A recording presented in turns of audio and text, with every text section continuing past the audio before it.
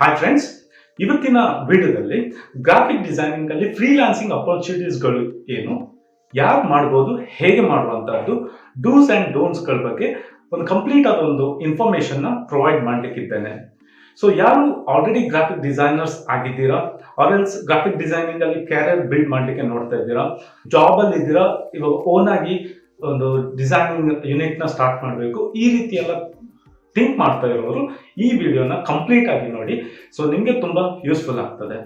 So ಫಸ್ಟ್ಗೆ freelancing ಅಂದ್ರೆ ಏನು ಅನ್ನುವಂಥದ್ದು.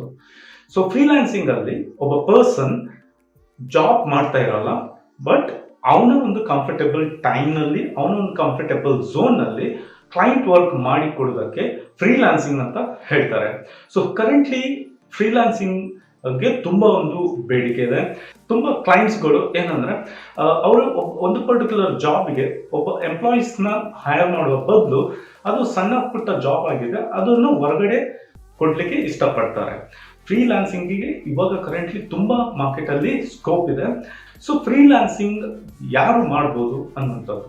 ಒಬ್ಬ ಫ್ರೆಶರ್ ಸಪೋಸ್ ಫ್ರೀಲಾನ್ಸಿಂಗ್ ಮಾಡ್ಲಿಕ್ಕೆ ಇಷ್ಟಪಡ್ತೀರಾ ಅಂದ್ರೆ ನಿಮ್ಗೆ ಗ್ರಾಫಿಕ್ ಡಿಸೈನಿಂಗ್ ಬಗ್ಗೆ ಯಾವುದೇ ಒಂದು ನಾಲೆಜ್ ಇಲ್ಲ, ಟ್ರೈನಿಂಗು ಆಗಿಲ್ಲ. ಸೊ ನೀವು ಡೈರೆಕ್ಟ್ ಗ್ರಾಫಿಕ್ ಡಿಸೈನಿಂಗ್ ನ ಕಲ್ತು ಫ್ರೀಲಾನ್ಸಿಂಗ್ ಮಾಡ್ತೇನೆ ಅಂತ ನೀವು ತಿಳ್ಕೊಳ್ತಾ ಇದ್ರೆ ನಾನು ನಿಮ್ಗೊಂದು ಸಜೆಷನ್ ಕೊಡ್ತೇನೆ.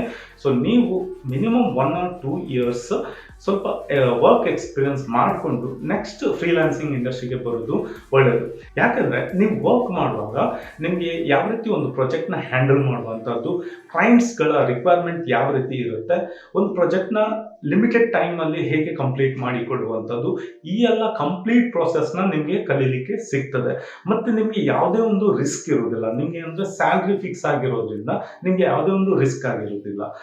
ಆ ಟೈಮ್ನಲ್ಲಿ ನೀವೇನು ಮಾಡ್ಬೋದು, ಪ್ರಾಸೆಸ್ ಕಲೀಲಿಕ್ಕೆ ಜಾಸ್ತಿ ನಿಮ್ಮ ಒಂದು ಫೋಕಸ್ನ ಕೊಡ್ಬೋದು, ಬೇರೆ ಬೇರೆ ಸ್ಕಿಲ್ಗಳನ್ನ ಡೆವಲಪ್ ಮಾಡಲಿಕ್ಕೆ ನೀವು ಫೋಕಸ್ ಆಗ್ಬೋದು. ಅದೇ ನೀವು ಡೈರೆಕ್ಟ್ ಆಗಿ ಯಾವುದೇ ಒಂದು ಗ್ರಾಫಿಕ್ ಡಿಸೈನಿಂಗ್ ಸಾಫ್ಟ್ವೇರ್ಗಳನ್ನ ಕಲಿತು ಅವ್ರಲ್ಲಿ ಕೋರ್ಸ್ ಮಾಡಿ ಡೈರೆಕ್ಟ್ ಆಗಿ ನೀವು ಫ್ರೀಲಾನ್ಸಿಂಗ್ ಬಂದರೆ ನಿಮಗೆ ತುಂಬ ಒಂದು ಪ್ರೆಷರ್ ಇರುತ್ತೆ. ಯಾಕಂದ್ರೆ ಫ್ರೀಲಾನ್ಸಿಂಗ್ ಅಂದ್ರೆ ಅದೊಂದು ಇಂಡಿಪೆಂಡೆಂಟ್ ಬಿಸ್ನೆಸ್ ಆಗಿರುತ್ತೆ. ನೀವು ನಿಮ್ಮ ಬಿಸ್ನೆಸ್ನ ಓನರ್ ಆಗಿರ್ತೀರ. ಸೊ ಇಲ್ಲಿ ನೀವೇ ಮಾರ್ಕೆಟಿಂಗ್ ಮಾಡಬೇಕು, ನೀವೇ ಸೇಲ್ಸ್ ಮಾಡಬೇಕು, ಬಿಸ್ನೆಸ್ ಮ್ಯಾನೇಜ್ಮೆಂಟ್ ಮಾಡಬೇಕು, ಅಕೌಂಟಿಂಗ್ ಮಾಡಬೇಕು, ಈ ರೀತಿ ಎಲ್ಲ ವರ್ಕ್ಗಳನ್ನ ನೀವು ಮಾಡಬೇಕಾಗುತ್ತೆ. ಸೊ ಕೆಲವರು ಅನ್ಕೊಳ್ತಾರೆ ಫ್ರೀಲಾನ್ಸಿಂಗ್ ನಾವು ಓನ್ ಬಾಸ್, ಮನೆಯಿಂದನೇ ವರ್ಕ್ ಮಾಡ್ಬೋದು, ಇಂಡಿಪೆಂಡೆಂಟ್ ಆಗಿರ್ಬೋದು, ಯಾರೇ ಕಿರಿಕಿರಿ ಇರೋದಿಲ್ಲ, ಯಾರೇ ಬಾಸ್ ಇರೋದಿಲ್ಲ, ಈ ರೀತಿ ಎಲ್ಲ ಥಾಟ್ಸ್ಗಳು ಇರುತ್ತೆ. ಬಟ್ ಆಕ್ಚುಲಿ ಏನಂದ್ರೆ ಫ್ರೀಲಾನ್ಸಿಂಗ್ ಇದ್ದು ಅದರದ್ದೇ ಆದ ಒಂದು ಅಡ್ವಾಂಟೇಜ್ ಇದೆ, ಅದರದ್ದೇ ಆದ ಒಂದು ಡಿಸ್ಅಡ್ವಾಂಟೇಜ್ ಇದೆ. ಅಡ್ವಾಂಟೇಜ್ ಏನಂದ್ರೆ ಎಸ್, ನೀವು ಇಂಡಿಪೆಂಡೆಂಟ್ ಆಗಿರ್ತೀರಾ, ನಿಮ್ಮ ಓನ್ ಟೈಮ್ ಅಲ್ಲಿ ನೀವು ವರ್ಕ್ ಮಾಡ್ಬೋದು. ಡಿಸ್ಅಡ್ವಾಂಟೇಜ್ ಏನಂದ್ರೆ ಇದಕ್ಕೆ ಯಾವುದೇ ಒಂದು ಫಿಕ್ಸ್ಡ್ ಇನ್ಕಮ್ ಅಂತ ಇರಲ್ಲ, ಮತ್ತೆ ನೀವು ಮಲ್ಟಿಪಲ್ ಸೆಕ್ಟರ್ ಅಲ್ಲಿ ನೀವು ವರ್ಕ್ ಮಾಡಬೇಕಾಗುತ್ತೆ, ಈ ಪ್ರೆಷರ್ನ ಹ್ಯಾಂಡಲ್ ಮಾಡಿಕೊಂಡು ಮಾಡಬೇಕಾಗುತ್ತೆ.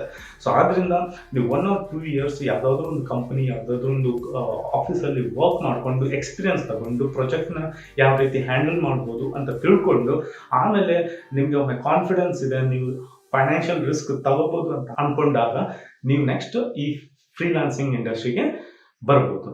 ಅದೇ ನೀವು ಒಬ್ಬ ಪ್ರೊಫೆಷನಲ್ ಗ್ರಾಫಿಕ್ ಡಿಸೈನರ್, ನೀವು ಆಲ್ರೆಡಿ 1 or 2 years ಎಕ್ಸ್ಪೀರಿಯನ್ಸ್ ಇದೆ, ನಿಮಗೆ ಒಂದು ಕಾನ್ಫಿಡೆನ್ಸ್ ಇದೆ, ಹಾಗಿದ್ರೆ ನೀವು ಈ ಇಂಡಸ್ಟ್ರಿಗೆ ಬರ್ಬೋದು.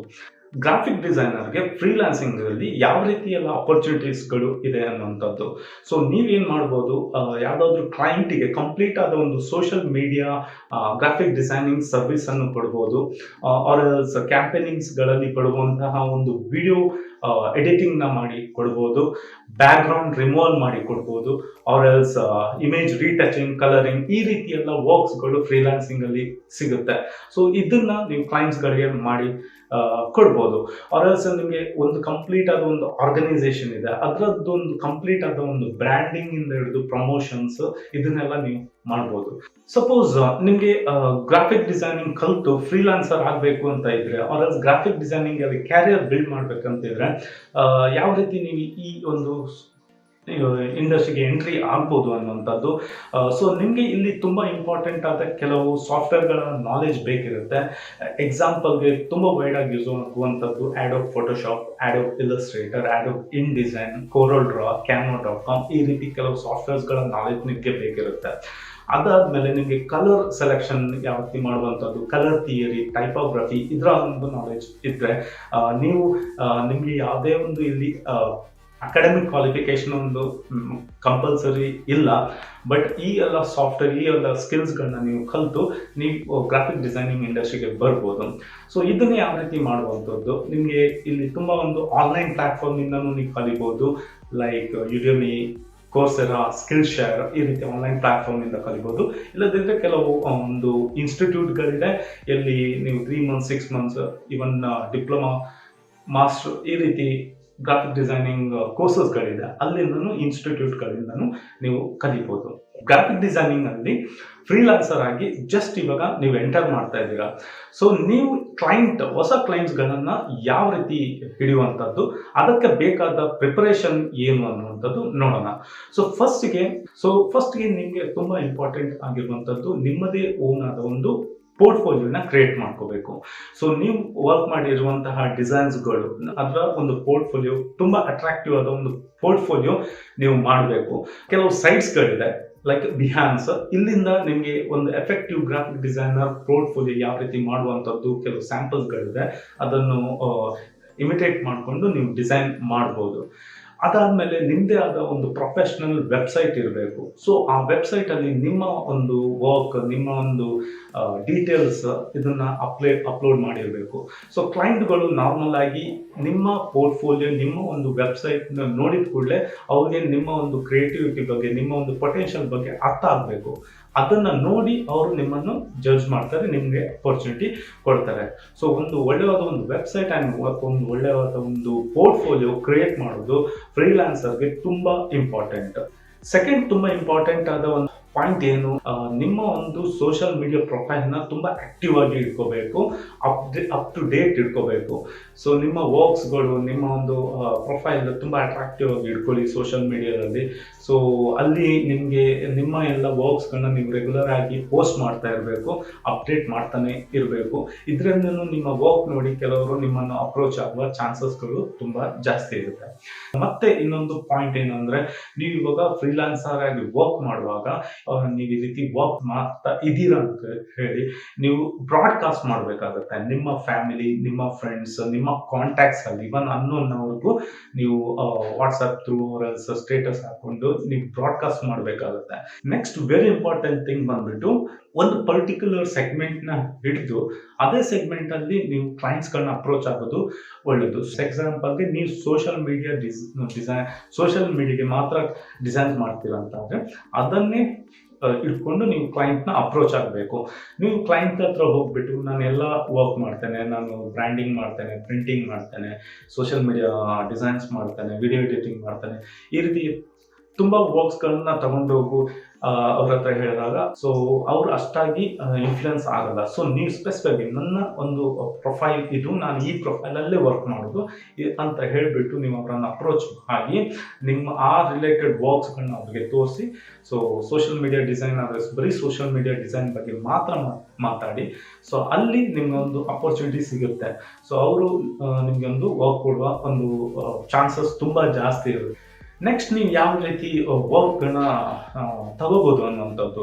ಸೊ ನಿಮ್ಮ ಸೆಕ್ಟರ್ ರಿಲೇಟೆಡ್, ನೀವೊಬ್ಬ ಗ್ರಾಫಿಕ್ ಡಿಸೈನರ್ ಆಗಿದ್ರೆ ಅದಕ್ಕೆ ರಿಲೇಟ್ ಆಗಿರುವ ಸೆಕ್ಟರ್ನಲ್ಲಿ ಇರುವವರು, ಎಕ್ಸಾಂಪಲ್ಗೆ ಫೋಟೋಗ್ರಾಫರ್ಸ್ ಇರ್ಬೋದು, digital marketing executives or else website app developers, ಇವ್ರನ್ನ ಅಪ್ರೋಚ್ ಆಗಿ ಸೊ ಇವ್ರ ಜೊತೆ ಕೊಲಾಬ್ರೇಟ್ ಮಾಡಿಕೊಂಡು ಸೊ ಇವರ ಸೆಗ್ಮೆಂಟ್ ಅಲ್ಲದ ಅಂದರೆ ಇವ್ರಿಗೆ ಸಪೋಸ್ ನೀವೊಬ್ಬ ಸೋಷಿಯಲ್ ಮೀಡಿಯಾ ಡಿಸೈನರ್ ಆಗಿದ್ರೆ ಅಂಥ ಸೆಗ್ಮೆಂಟ್ಸ್ನ ಅವ್ರು ವರ್ಕ್ ಮಾಡೋಕ್ಕೆ ಹೋಗಲ್ಲ, ಮೇ ಬಿ ಅವ್ರು ಮಾಡ್ತಾ ಇರಲ್ಲ, ಅವರು ಆ ವರ್ಕ್ನ ನಿಮಗೆ ಪ್ರೊವೈಡ್ ಮಾಡ್ಬೋದು.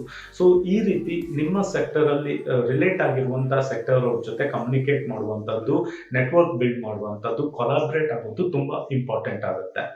ಫೇಸ್ಬುಕ್, ಲಿಂಕ್ಡ್ಇನ್ನಲ್ಲಿ ತುಂಬ ಕಮ್ಯುನಿಟೀಸ್ಗಳಿದೆ. ಸೊ ಅಲ್ಲಿ ನಿಮ್ಮ ಈ ಗ್ರಾಫಿಕ್ ಡಿಸೈನಿಂಗ್ ರಿಲೇಟೆಡ್ ಕಮ್ಯುನಿಟೀಸಲ್ಲಿ ನೀವು ಆ್ಯಕ್ಟಿವ್ ಆಗಿರಿ. ಇವನ್ ಕೆಲವೊಮ್ಮೆ ನಿಮ್ಮ ಕಾಂಪಿಟೇಟರಿಂದನೂ ನಿಮಗೆ ವರ್ಕ್ ಸಿಗುವ ಚಾನ್ಸಸ್ ಇರುತ್ತೆ. ಯಾಕಂದರೆ ಅವರು ಆಲ್ರೆಡಿ ತುಂಬ ಕ್ಲೈಂಟ್ಸ್ಗಳು ಇರ್ತಾರೆ, ಅವ್ರಿಗೆ ಕೆಲವು ವರ್ಕ್ಸ್ಗಳನ್ನ ಹ್ಯಾಂಡಲ್ ಮಾಡೋಕ್ಕಾಗಲ್ಲ. ಮೇ ಬಿ ಕೆಲವು ಲೋ ಬಜೆಟ್ ಕ್ಲೈಂಟ್ಸ್ಗಳು ಇರ್ತಾರೆ, ಇಲ್ಲ ಕೆಲವು ಕಿರಿಕಿರಿ ಕ್ಲೈಂಟ್ಸ್ಗಳು ಇರ್ತಾರೆ. ಸೊ ಅವ್ರಿಗೆ ಅವರನ್ನು ಹ್ಯಾಂಡಲ್ ಮಾಡಲಿಕ್ಕೆ ಆಗ್ತಾ ಇರಲ್ಲ. ಸೊ ಈ ರೀತಿ ಕೆಲವೊಮ್ಮೆ ಏನಾಗ್ತದೆ, ಇವನ್ ನಿಮ್ಮ ಒಬ್ಬ ಕಾಂಪಿಟೇಟರ್ ಇಂದನೂ ನಿಮಗೆ ವರ್ಕ್ ಸಿಗುವ ಚಾನ್ಸಸ್ ಜಾಸ್ತಿ ಇರ್ತದೆ.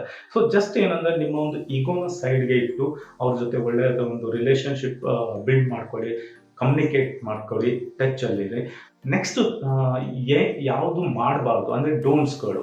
ನೀವು ಫಸ್ಟ್ಗೆ ಇನಿಷಿಯಲ್ ಡೇಸಲ್ಲಿ ನೀವು ಕ್ಲೈಂಟ್ಸ್ಗಳನ್ನ ಅಪ್ರೋಚ್ ಆಗುವಾಗ ಹಣದ ಬಗ್ಗೆ ಡಿಸ್ಕಷನ್ಗೆ ರಶ್ ಆಗಬೇಡಿ. ಸೊ ಫಸ್ಟ್ ಆ ಕ್ಲೈಂಟ್ನ ಒಂದು ರಿಕ್ವೈರ್ಮೆಂಟ್ ಏನು, ಅವ್ನು ಏನು ಎಕ್ಸ್ಪೆಕ್ಟ್ ಮಾಡ್ತಾನೆ, ಅದ್ರ ಮೇಲೆ ಡಿಸ್ಕಸ್ ಮಾಡಿ ನೀವು ಯಾವ ರೀತಿ ಅವ್ರಿಗೆ ಸಪೋರ್ಟ್ ಮಾಡ್ಬೋದು ಅವರ ಒಂದು ಬ್ರ್ಯಾಂಡಿಂಗ್ಗೆ, ಇದರ ಮೇಲೆ ಫೋಕಸ್ ಮಾಡಿ.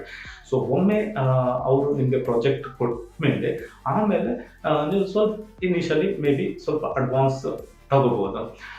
ನೀವು ಇನಿಷಿಯಲ್ ಸ್ಟೇಜಲ್ಲಿ ನೀವು ಸ್ವಲ್ಪ ಕಾಂಪ್ರಮೈಸ್ ಆಗಬೇಕಾಗ್ತದೆ.